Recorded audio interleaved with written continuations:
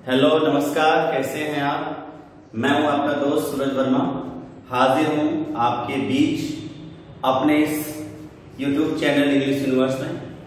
अपने YouTube channel में आप सभी लोगों का मैं हार्दिक स्वागत करता हूं। मेरे प्यारे बच्चों, दोस्तों और साथियों, आज जो टॉपिक मैं लेकर के आपके बीच में आया हूं, उस टॉपिक की शुरुआत तब से होती है जब से इस धरती का निर्माण हुआ है। जी हाँ, आप सही सुन रहे हैं। जब धरती की शुरुआत हुई तब से ही लोग पत्र का आदान प्रदान करते हैं, पत्र व्यवहार करते हैं। आज का जो मेरा टॉपिक है वो है लेटर राइटिंग। आज इस 21st सेंचुरी में इलेक्ट्रॉनिक मीडियम कितना भी फास्ट क्यों ना हो गया हो, पर पत्र आज भी अपनी वही वैल्यू रखते हैं। आज मैं आपको बताता हूं कि एक अच्छा पत्र कैसे लिखा जाता है। जी हाँ, एक अच्छा लेटर हम कैसे लिखते हैं। आइए चलते हैं मेरे इस व्हाइट बोर्ड, इंटरेक्टिव बोर्ड की ओर। और आज का टॉपिक है आपका लेटर राइटिंग। जी, आज का टॉपिक है आपका लेटर राइटिंग। लेटर राइटिंग की जहां तक हम बात करते हैं, लेटर दो तरीके से लिखा जाता है। ध्यान दीजिए, दो तरीके का मतलब, एक लेटर आप अपने किसी रिलेटिव को लिखते हैं, अपने मम्मी पापा को लिखते हैं, भैया बहन को लिखते हैं। दूसरा एक लेटर ये होता है जब आप अपने स्कूल के प्रिंसिपल को लिखते हैं, अपने टीचर को लिखते हैं, सुपरिटेंडेंट ऑफ पुलिस को लिखते हैं, किसी अन्य अधिकारी को लिखते हैं। यानी कि पत्र लिखने का जो तरीका है वो दो होता है। दो तरीके से पत्र लिखा जाता है। एक तरीका है आपका फॉर्मल, क्या है, फॉर्मल, और दूसरा है आपका इनफॉर्मल। ध्यान दीजिएगा, दो तरीके हैं आपके लेटर लिखने के। एक फॉर्मल तरीका है, दूसरा आपका इनफॉर्मल तरीका है। जहां तक इनफॉर्मल लेटर की बात है, इनफॉर्मल लेटर में आपके अपने रिलेटिव, आपके अपने ब्लड रिलेशन के लोग आते हैं। और दूसरा है आपका फॉर्मल लेटर। फॉर्मल लेटर, इस फॉर्मल लेटर को दूसरे शब्दों में ऑफिशियल लेटर भी कहते हैं, या इसी को हम बिजनेस लेटर भी कहते हैं। हमारे लेटर राइटिंग का जो पार्ट है वो इस पे फोकस है, फॉर्मल लेटर पे, कि एक फॉर्मल लेटर कैसे लिखा जाए। मैं आपको कुछ फैक्ट बताऊंगा। फैक्ट इन द सेंस, कुछ ऐसे की पॉइंट्स, कुछ ऐसे वैल्यू पॉइंट्स, कुछ ऐसे इंपॉर्टेंट फीचर्स जो दुनिया के हर एक फॉर्मल लेटर में जरूर लिखे जाते हैं। जब तक वो चीजें न लिखी जाएं तब तक फॉर्मल लेटर का कोई भी मतलब नहीं होता है। आप इंटरेस्टेड हैं सीखने के लिए, तो आइए हम आपको सिखाते हैं एक फॉर्मल लेटर लिखने का तरीका। फॉर्मल लेटर की जहां तक बात है, फॉर्मल लेटर, बिजनेस लेटर या ऑफिशियल लेटर, मैं आपको बताना चाहूं कि किसी भी फॉर्मल लेटर को लिखने के लिए सबसे पहले सेंडर्स एड्रेस होता है। Sender's address. अब पूछेंगे आप कि सेंडर्स एड्रेस क्या है। अरे भाई, जो व्यक्ति पत्र लिखेगा उसका पता सबसे ऊपर लिखा जाएगा, उसे बोलेंगे सेंडर्स एड्रेस। जैसे मैं आपको एक एड्रेस लिख रहा हूं, B47 आवास विकास कॉलोनी, लखनऊ। एड्रेस लिखने में कुछ पंक्चुएशन इंपॉर्टेंट है। मैं आपको बताऊं, लेटर तो हर कोई लिख लेता है, लेकिन 100% एग्जैक्ट लेटर कैसे लिखा जाए वो मैं आपको बता रहा हूं।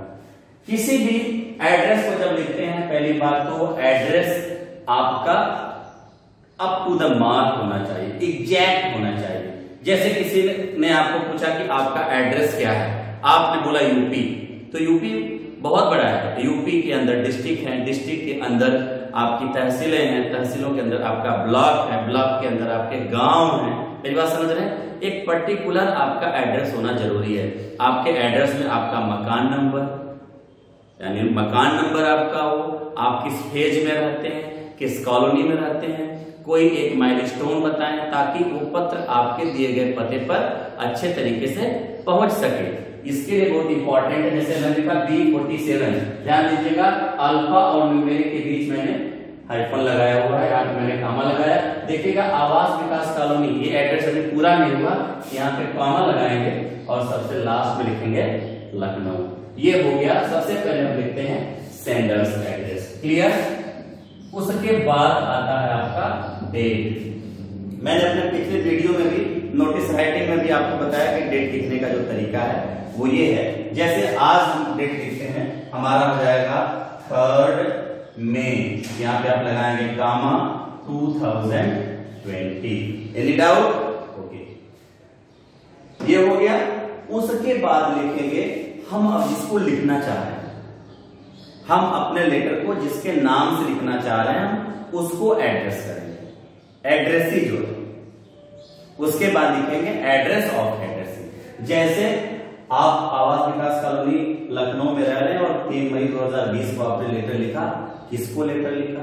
आप अपने प्रिंसिपल को लेटर लिखते हैं, तो यहां पे लिखेंगे द प्रिंसिपल, और उसके बाद यहां होगा एड्रेस ऑफ एड्रेसी, ADDRESSE। अब इनका एड्रेस होगा क्या? Delhi public school Lucknow. लखनऊ में तमाम डीपीएस के स्कूल हैं, तो आप पर्टिकुलर भी लिख सकते हैं कि जानकीपुरम ऐसे करके। ठीक है? Any doubt? उसके बाद आएगा आपका यहाँ पे सैल्यूटेशन। सैल्यूटेशन समझ रहे हैं? सैल्यूटेशन का मतलब सर या मैडम। आप मैडम लिख सकते हैं या और शॉर्टकट में आप चाहें तो एम ऐसे करके माम भी लिख सकते हैं, मैम भी लिख सकते हैं। अब उसके बाद आएगा आपका सब्जेक्ट। सब्जेक्ट मतलब किस लिए लिख रहे हैं आप लिखेंगे एप्लीकेशन फॉर लीव। एक कंफ्यूजिंग पॉइंट मैं बताऊं, अक्सर हमारे स्टूडेंट्स यहाँ पे कंफ्यूज होते हैं, हमारे टीचर्स भाइयों के साथ भी कभी कभी ये आर्गुमेंट का कंटेंट होता है कि पहले सर लिखा जाए कि पहले सब्जेक्ट लिखा जाए। आपके पास भी ये डाउट होगा, आपसे भी लोग पूछते होंगे। मैं आपको टू द पॉइंट बताता हूं एक एग्जांपल देकर कि सबसे पहले सर लिखना है कि सबसे पहले सब्जेक्ट लिखना है। जैसे किसी व्यक्ति से आपको 20 रुपए मांगने हैं, आप कैसे कहेंगे? मुझे 20 रुपए दे दीजिए, फिर बोलेंगे सर नमस्कार। एक तरीका ही। दूसरा तरीका है सर नमस्कार, मुझे 20 रुपए दे दीजिए। कौन सा तरीका पसंद आया? पहले नमस्कार करना और फिर नमस्कार की वजह होना, यानी कि सबसे पहले आप सैल्यूटेशन लिखेंगे, सर या मैडम लिखेंगे, उसके बाद लिखेंगे सब्जेक्ट, और इसके बाद आपका आएगा कंटेंट। कंटेंट में क्या होता है? कंटेंट में होता आपका इंट्रोडक्शन एंड कंक्लूजन। क्या क्या होता है? Introduction and conclusion. Any doubt? बिल्कुल, इंट्रोडक्शन एंड कंक्लूजन। यानी आप ऐसे लिख सकते हैं, बच्चे पूछते हैं, लोग पूछते हैं कि सर स्टार्टिंग कैसे करेंगे? आए दिन जैसे आप लेटर लिखते हैं, एक पुराना तरीका आपको याद है, with respectfully I beg to say that. Beg, you know the meaning beg? Beg means होता है भीख मांगना।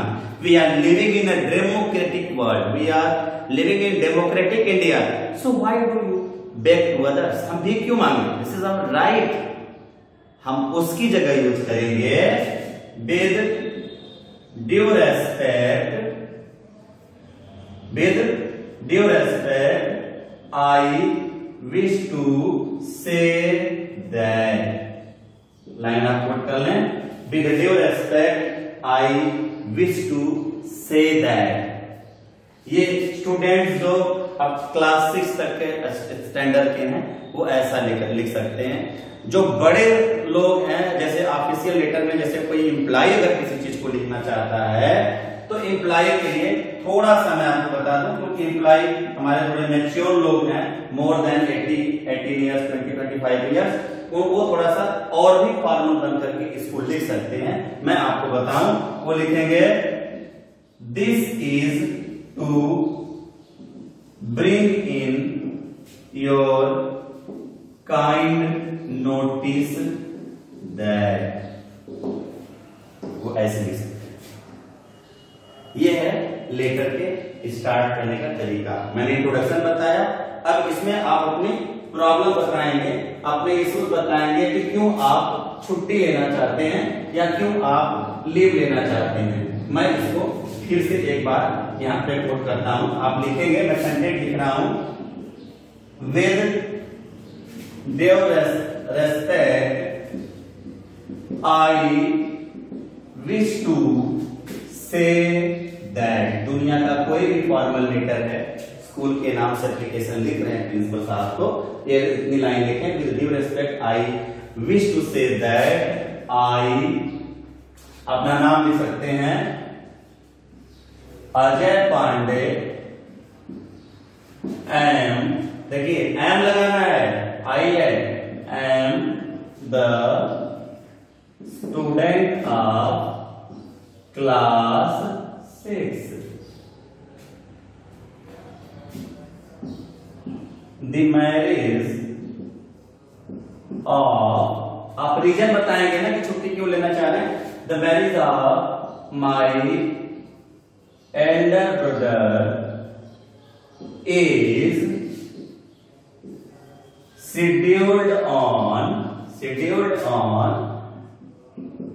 10th May 2020। आप सोचेंगे कि लॉकडाउन में भी शादी करवा रहे हैं, ऐसा कुछ नहीं, मैं तरीका बता रहा हूं। आपने बताया तरीका, रीजन बताया कि मेरे भाई के बड़े भाई की शादी 10 मई 2020 को तय हो गई।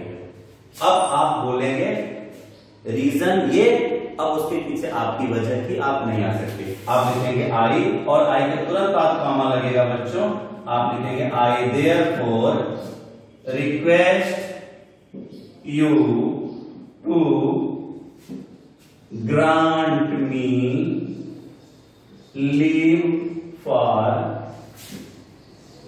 4 days, leave for 4 days from 9th May 2020 to 9th, 10th, 11th, 12th to 12th May 2020।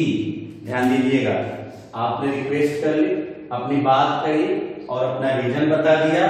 अब किसी भी फॉर्मल लेटर की जो सबसे इंपॉर्टेंट चीज है वो ये है कि आप, क्योंकि उनसे रिक्वेस्ट आपने की है, वो आपको परमिशन में एक कुछ कर्सी बनती है आपकी, कि आपने लिख दिया कि I therefore request to grant me leave for 4 days, ठीक है।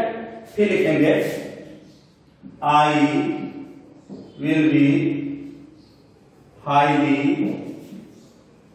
Obliged to you. ध्यान दीजिए, आप इस सेंटेंस से काम चला सकते हैं, इस सेंटेंस से काम चला सकते हैं। क्लास 5 से 7 तक के एप्लीकेशन में चल सकता है, लेकिन थोड़ी सी बड़ी क्लास में जा रहे हैं, क्लास 8 से लेकर 12 तक के क्लास में है, या ऑफिशियल है, आप एम्प्लॉयड है कहीं पे, थोड़ा सा एक्सपेक्ट किया जाता है कि आप कुछ स्टैंडर्ड लिखें। आप लिखेंगे, इसी को आप ऐसे भी लिख सकते हैं, और आई hope that you would B, I hope that you would B kind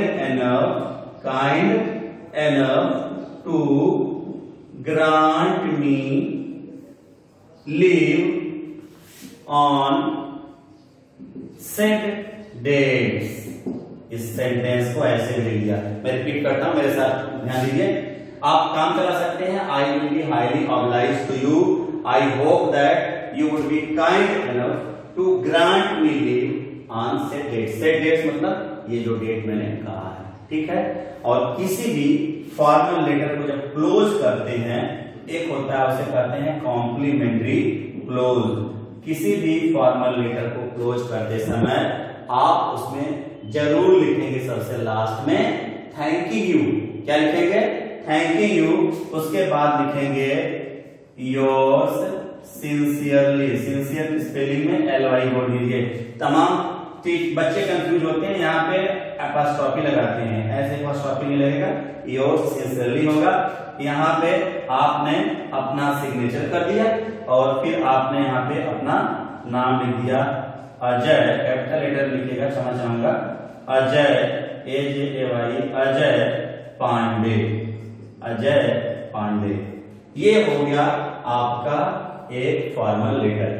revise करिए, मैंने आपको क्या बताया, किसी भी फॉर्मल लेटर को जब भी लिखा जाता है तो सबसे पहले हम खुद का पता लिखते हैं। खुद के पता में अल्फा न्यूमेरिक के बीच कॉमा होना चाहिए। जहां पे एड्रेस कंप्लीट नहीं है वहां पे कॉमा लगाएं। उसके बाद अगर हम A4 साइज की कॉपी पे लिख रहे हैं तो वहां पे हम क्या करें, एक लाइन छोड़ करके डेट लिखें। डेट का तरीका मैंने आपको बताया कि डेट कैसे लिखी जाती है। उसके बाद जिस अधिकारी को लिख रहे हैं उसका डेजिग्नेशन लिखें, उसका एड्रेस लिखें, फिर सैल्यूटेशन सर या मैम लिखें, फिर आप सब्जेक्ट लिखें, फिर आप कंटेंट लिखें। Content in the sense content में आपका इंट्रोडक्शन होना चाहिए और कंटेंट में आपका कंक्लूजन होना चाहिए। ठीक है, जब ये बात खत्म होती है सबसे लास्ट में आप उसे रिक्वेस्ट करेंगे और उसके बाद आपका होगा थैंक यू, और थैंक यू के बाद आप तुरंत लिखेंगे योर्स सिंसियरली, फिर आपका सिग्नेचर होगा और फिर आपका नाम कैपिटल लेटर में लिखा जाएगा